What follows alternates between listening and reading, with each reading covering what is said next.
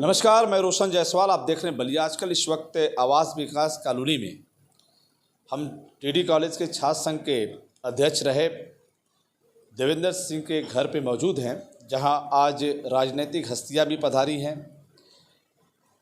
छात्र संघ से जुड़े जो पदाधिकारी हैं, जिन्होंने छात्र राजनीति में एक लंबा संघर्ष किया और उस संघर्ष के बदौलत हिंदुस्तान में बलिया, गाजीपुर, बनारस सहित अन्य जनपदों में एक नाम कमाया। हमारे साथ डॉक्टर उमेश कुमार सिंह हैं, जो छात्र संघ के महामंत्री पद पर बेचू में भी रहे हैं। एक लंबी यात्रा रही है छात्र राजनीति की। अब बात करें भारतीय राजनीति में, लोकतंत्र में, आप 2024 में गाजीपुर संसदीय सीट से बहुजन समाज पार्टी से प्रत्याशी भी रहे। चुनाव भी बड़ा ज़बरदस्त मुकाबला रहा। आज बलिया में है, चूँकि आज का अवसर था देवेंद्र सिंह के 11वीं पुण्यतिथि का। देवेंद्र 11वीं पुण्यतिथि के अवसर पर जो आयोजन था टीडी कॉलेज के डॉक्टर राजेंद्र प्रसाद के सभागार में, वहाँ छात्र संघ से जुड़े तमाम मुद्दों पे बात हुई। लेकिन आज की जो बहस है, जो बातें हैं छात्र संघ चुनाव को लेकर, छात्र संघ चुनाव कोरोना काल से 2020 से बंद पड़े हैं और बार बार ये मुद्दा उठता रहा है यहाँ से लेकर शासन तक कि छात्र संघ चुनाव कब होगा। क्या छात्र राजनीति, छात्र संघ चुनाव ज़रूरत है कॉलेजों में या नहीं, इस पर बात करते हैं। डॉक्टर उमेश कुमार सिंह हमारे साथ हैं। ये छात्र संघ जरूरी है या नहीं? सर, आप भी छात्र संघ चुनाव से जुड़े रहे, एक लंबा इतिहास रहा छात्र राजनीति से बड़े सदन तक पहुंचने का। जो डिमांड है, जो लोगों की मांग है छात्र संघ चुनाव को लेकर, उस पर क्या राय है आपकी? देखिए, छात्र संघ हमेशा से प्रासंगिक रहा है। छात्रों की समस्याओं के लिए वो लड़ता रहा है और संघ बनाने का अधिकार इस भारतीय संविधान में हर व्यक्ति को है। छात्र संघों पर रोक ये सरकार की संवैधानिक गतिविधियों में रोड़ा है, संविधान के विरुद्ध कार्य है। कोई भी छात्राएं अपना संघ बना सकती हैं, कर्मचारी बना सकते हैं, वकील बना सकते हैं, आम नागरिक बना सकता है संघ बनाने की, और उसको मान्यता भी मिलती है।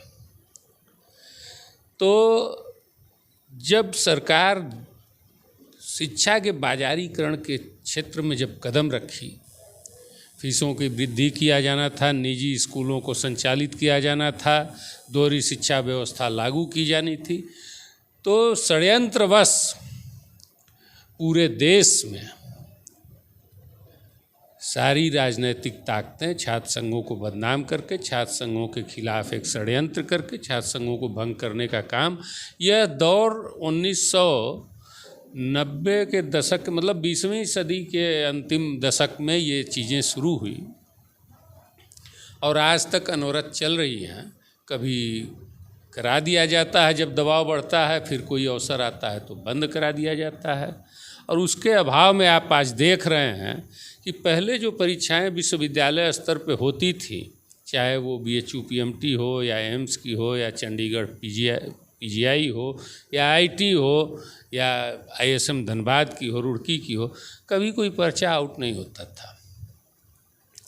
अब सरकार इसमें भी जो केंद्रीकृत व्यवस्था लागू की गई है, इसमें सरकार की मंशा कुछ और नहीं, बस विश्वविद्यालय महाविद्यालयों को मिलने वाले संसाधनों पे उसकी नज़र पड़ी कि फार्म की बिक्री से और परीक्षा संचालित कराने के बीच में जो पैसे बच जाते हैं वो एक बड़ा अमाउंट होता था। वो श्वेत पत्र जारी होता था विश्वविद्यालयों में और वो एक बड़ा अमाउंट होता था। विश्वविद्यालयों के पास इतना पैसा जाए ये सरकार को ठीक नहीं लगा, इसलिए उसने केंद्रीकृत व्यवस्था लागू करके और पूरे देश भर का जो छात्रों से वसूला जा रहा है पैसा, वो सरकार अपने पास रख रही है। तो ये तो सोची समझी रणनीति के तहत छात्र संघों को भंग किया गया है। लिंग 2 की सिफारिश लाई गई। लिंग 2 की सिफारिश में आप यह समझ लीजिए कि लिंग को छोड़ के बाकी सारी चीज़ें प्रतिबंधित हैं। बस लिंग प्रतिबंधित नहीं है, वो स्त्रीलिंग पुल्लिंग दोनों लड़ सकते हैं चुनाव, बाकी प्रतिबंध ही प्रतिबंध हैं। एक बड़ा आंदोलन नहीं हुआ, छात्र संघ चुनाव पर रोक लगी, लेकिन उत्तर प्रदेश में एक बड़ा आंदोलन नहीं हुआ जिसको सरकार को सोचने में मजबूर होना पड़े।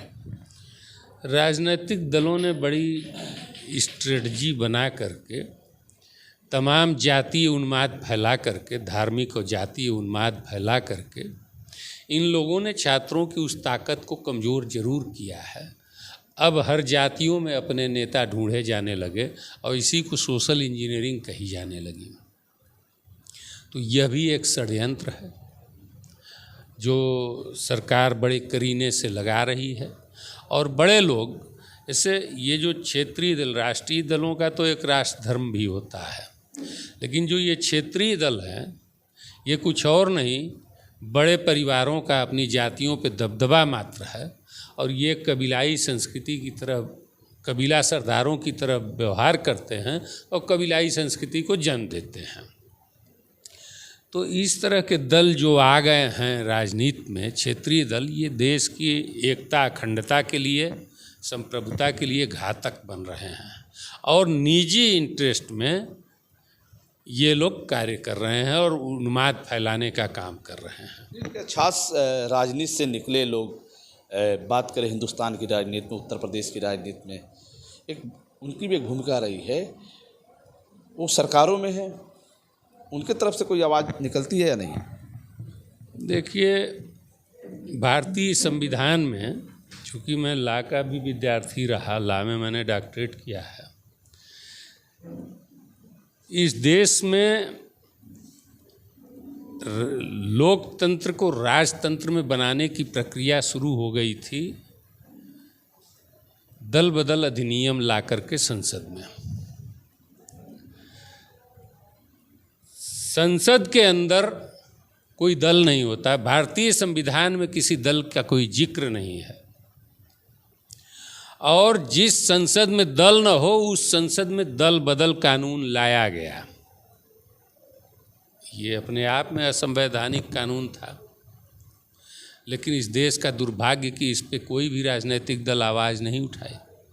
सबको डर था, सबको ज़रूरत थी व्हिप जारी करने की कि हमारे सांसद और विधायक मधुआ मजदूर की तरह हमारे साथ काम करें।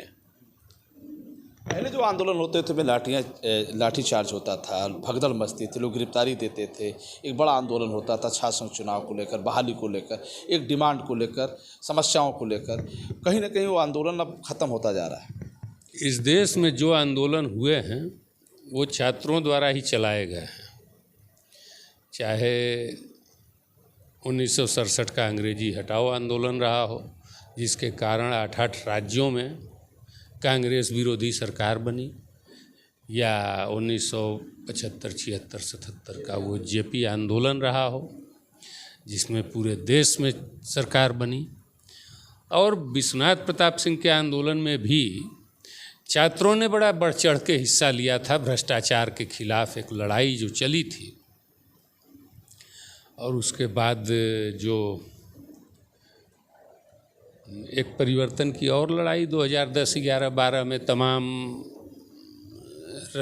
वो क्या कहते हैं एनजीओ के लोगों ने लड़ी, क्योंकि वो समय था जब हम लोग चाहते थे कि ये लड़ाई छात्र संघों द्वारा लड़ी जाए, छात्र नेताओं द्वारा लड़ी जाए। उस पर काफ़ी प्रयास भी चल रहा था और छात्र युवा संघर्ष मोर्चा बना करके पटना से दिल्ली के बीच में एक बढ़िया संगठन तैयार था छात्र युवा संघर्ष मोर्चा का। एक एक आह्वान पे प्रदेश के 40-40 ज़िले बंद हो जाया करते थे। बलिया, जौनपुर, आजमगढ़, गाजीपुर, ये सब छात्र युवा संघर्ष मोर्चा की टीम है, उस समय के लोग हैं जो उन आंदोलनों में शिरकत किया करते थे। और हमें उम्मीद है कि जल्द ही एक बड़ा आंदोलन, आज हम लोग देवेंद्र भाई के इस पुण्यतिथि पे कुछ इस पे विचार विमर्श को आगे बढ़ाए हैं। आने वाले दिनों में छात्रों को हितों के लेके, शिक्षा और रोजगार के सवाल पे, स्वास्थ्य और सुरक्षा के सवाल पे, भोजन और आवास के सवाल पे एक बड़ा आंदोलन तैयार किया जाएगा। इसकी भूमिका हम लोग तैयार कर रहे हैं। तो बात हो रही थी उमेश कुमार सिंह से, एक बड़ा आंदोलन की तैयारी है, क्योंकि आज के जो अवसर पे जो बातें हुई, जो विचार सामने आए डॉक्टर देवेंद्र सिंह के पुण्यतिथि समारोह पर, डॉक्टर उमेश सिंह ने साफ शब्दों में कहा है कि एक बड़ा आंदोलन की आवश्यकता है और ये आंदोलन तय करेगा छात्र संघ चुनाव का। फिर हम आपसे जुड़ेंगे, तब तक इतना ही। जुड़े हमसे बलियाजकल से मैं रोशन जायसवाल, नमस्कार।